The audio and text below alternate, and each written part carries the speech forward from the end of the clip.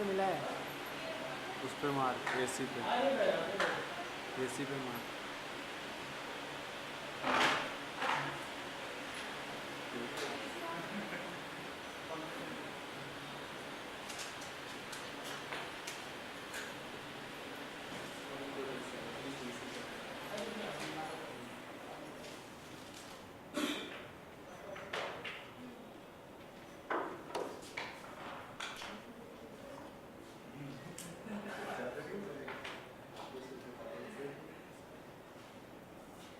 किस में रखे हो? अच्छा, फेस पे मार, फेस पे मारना भाई, फेस पे मार मार पहले मार। उसके बाद मैं कैमरा लूँगा अपना टेबल। हाँ तुझे ही मिल जाएगा, पहले मैं तेरा कर लेता हूँ, उसके बाद मैं अपना सिंगल करूँगा। चले हाँ इसके बाद मैं कैमरा लूँगा तुम्हारा, अपना निकाल के शूट करूँगा।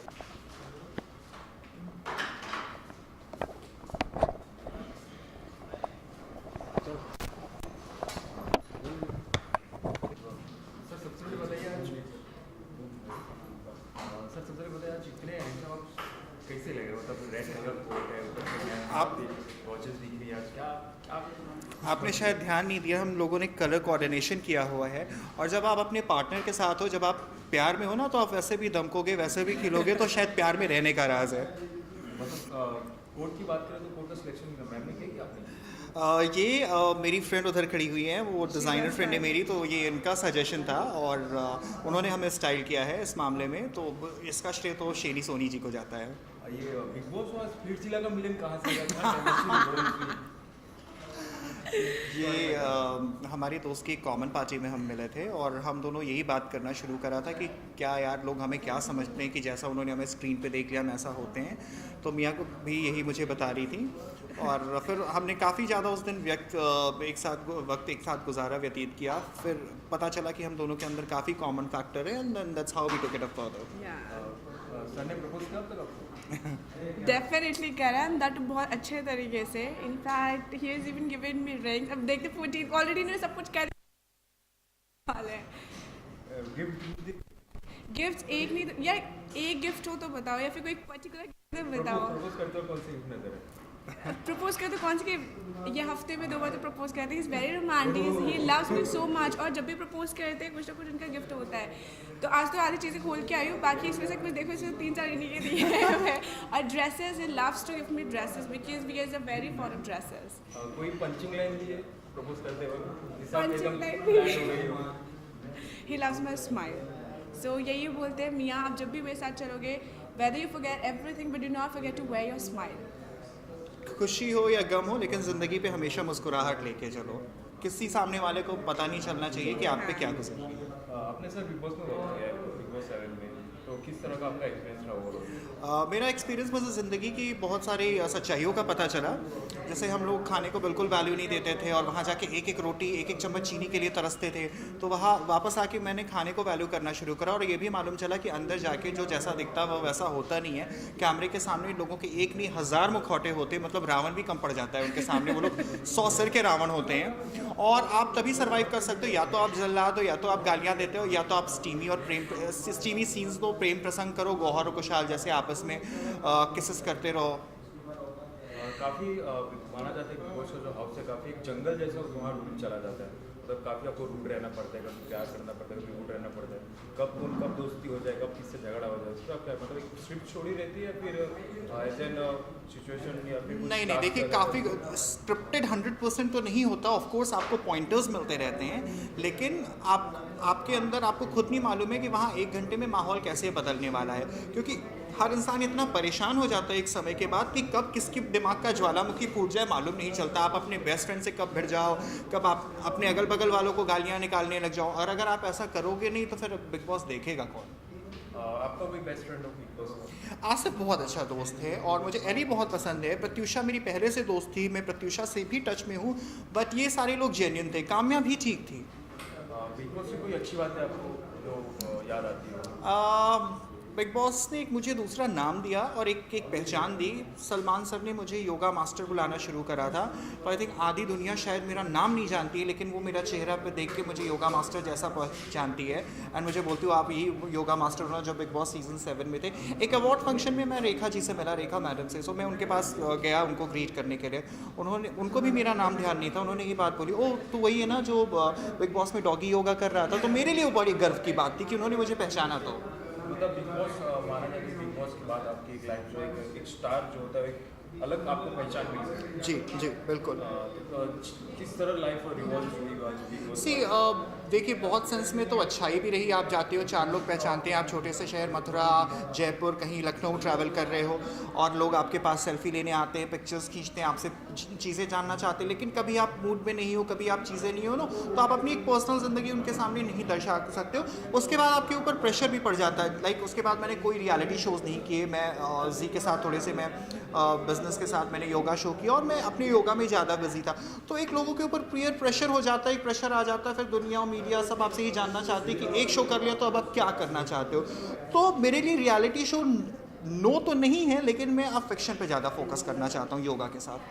मैम आपने भी स्पिरिचुअल में बहुत किया है, काफ़ी एकदम बेहतरीन और काफ़ी कंटेस्टेंट जाने गए हैं। किस तरह का आपका एक्सपीरियंस रहा स्पिरिचुअल में? एक्सपीरियंस बहुत ज़्यादा अमेजिंग और डिफरेंट था। जैसे कि इन्होंने भी बोला, जो हम टीवी के सामने देखते हैं और टीवी के पीछे जो हम रियलिटी करते हैं, बहुत ज़मीन आसमान का फ़र्क होता है।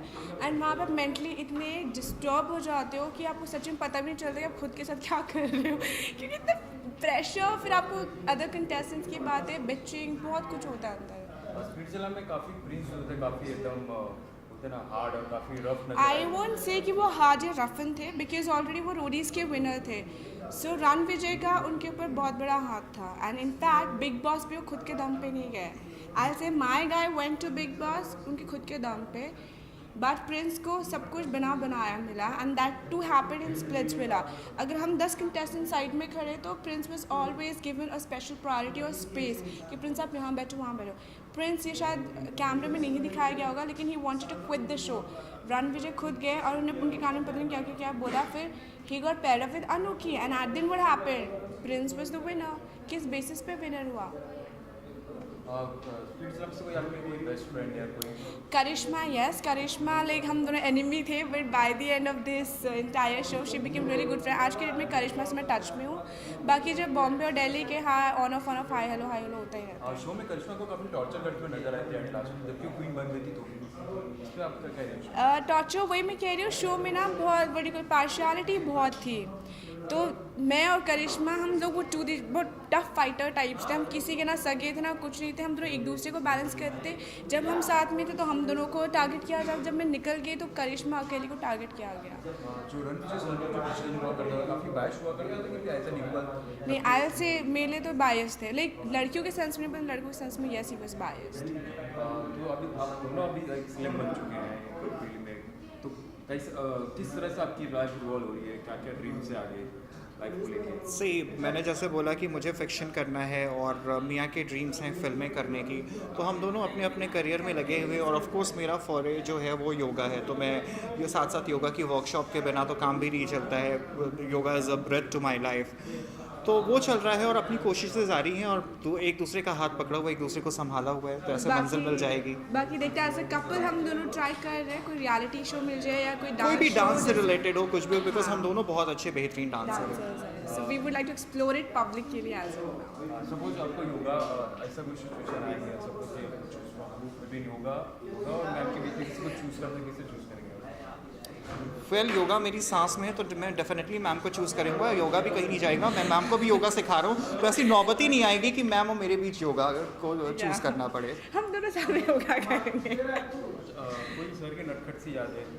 नटखट सी याद है इनको, जो लाइक रेस्ट के कुछ कर रहा है या फिर आप लाइक बड़े साढ़े मूड में आके इनके जो पैम्पर करने का तरीका ना बड़ा फनी है। वो हमें रूम में होते हुए बता देते थे पब्लिकली नहीं, but I like his naughty nature. Loyalty और ट्रूथनेस की बात करें तो मतलब माना गया है कि मेंस जो है काफ़ी कम लॉयल और ट्रूथ होते हैं, तो सर कितने लॉयल हैं? In that case I will give you 100 मैं गलत बात बोलूँगा। वो you know we shouldn't be gender bias कि हर इंसान प्रॉमिस्क्यूअस होता है, वो आपके नेचर के ऊपर डिपेंड करता है। आज की डेट में ना आप लड़के को 100% ट्रूथ गारंटी कर सकते हो, ना लड़की को, तो उसको जेंडर बायस नहीं होना चाहिए।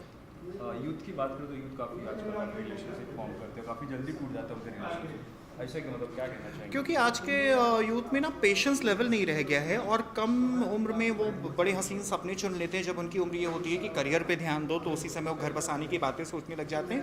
तो जब उन सपनों का टकराव जब आपकी निजी ज़िंदगी से होता है और जब असलियत से होता है, तो फिर आप धरातल पे होते हो। इसीलिए आप उन चीज़ों को वो हवाई के लिए रह जाते हैं बस बन के। अंडरस्टैंडिंग की बात करें तो अंडरस्टैंडिंग कितना इंपॉर्टेंट है एक रिलेशनशिप में, सक्सेसफुल रिलेशनशिप के लिए? उसके बिना तो कुछ हो ही नहीं सकता। अगर आपके अंदर अंडरस्टैंडिंग नहीं है तो आपकी रिलेशनशिप एक सफोकेटिंग रिलेशनशिप हो जाएगी और आप शायद 10 दिन, 15 दिन, 1 महीने से ज़्यादा उसको निभा नहीं पाओगे। वो एक ऐसी दहलीज होती है जिससे पूरी ज़िंदगी फिर ऊपर उठती है। अच्छा, एक कामयाब हस्बैंड या फिर कामयाब बॉयफ्रेंड होने की क्या क्या क्वालिटीज़ होनी चाहिए आपके हिसाब से? कामयाब हस्बैंड या कामयाब बॉयफ्रेंड होने के लिए क्वालिटी ये होनी चाहिए कि आप अपने जो पार्टनर हैं उनको समझो, उनकी ज़रूरतों का ध्यान दो और उन पे इतनी बंदिशें मत रखो कि वो एक पिंजड़े में कैद हुए पंछी जैसे हो जाएं। अगर उनकी कुछ तमन्ना है ज़िंदगी में करने की, तो आप एज अ ट्रू पार्टनर उनकी ज़िंदगी में हेल्प करो।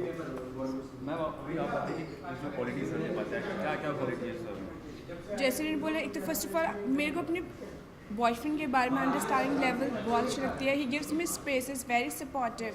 मैंने बाकी किसी को बोला, जैसे मेरे भी फ्रेंड्स अगर कुछ भी हो, अगर वो बोलते मैं यहाँ जाऊँ, तो उनके बॉयफ्रेंड्स के 36 कॉल, 36 क्वेश्चन माई गाइस ने मुझे बस इन्फॉर्म करना कि baby I am going there, इस मीटिंग के लिए जा रहा हूँ, इतने से इतने बजे तक आ जाऊँगी। And he is quite, he won't even disturb me, but he just gonna ask me कि बेबी हो गया, कैसे हुआ, नहीं हुआ। He is always ready and he is always there for me. Understanding level I am the main thing. Ma'am आपकी earrings काफ़ी अच्छे, काफ़ी ग्लैमर नजर आ रहे हैं। Thank you so much. The credit goes to our stylist Shani. She only chose for us the jacket and this earring, the entire setup. Valentine day आ रहा है, वैलेंटाइन डे के लिए क्या क्या प्लानिंग किया सर ने आपको सरप्राइज देने के लिए? वो तो सर को पता होना चाहिए। जैसे मैंने इनके लिए कुछ सरप्राइज प्लान किया, definitely my guy must have planned out something, but let it be surprise because we both love surprises. फिर भी थोड़ा कुछ थोड़ा कुछ नहीं, समथिंग स्पेशल। सर आपने कुछ प्लान? बस मैंने बहुत कुछ प्लान किया हुआ है, बट वो मैं इतना ही बताना चाहूँगा कैमरे पे और माइक पे कि वो इनके जो भी चीज़ें वो सब इनके फेवरेट कलर्स में। Thank you.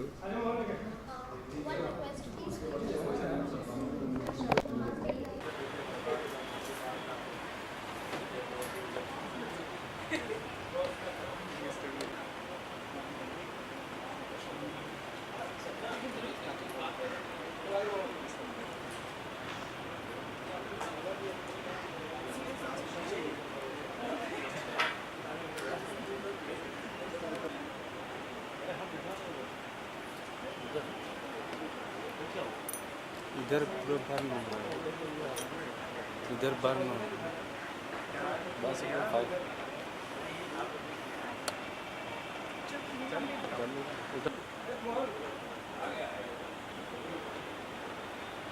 जाना है, रुक फोटो मारने रुक रे रुक मोहन।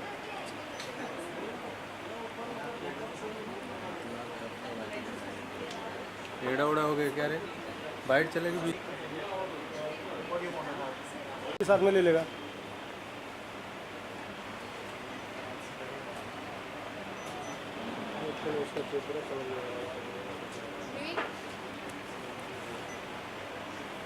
ये एकदम शांत हो जा, हम मुझे बात करना है, ठीक है? उसके बाद तुम रुक रुक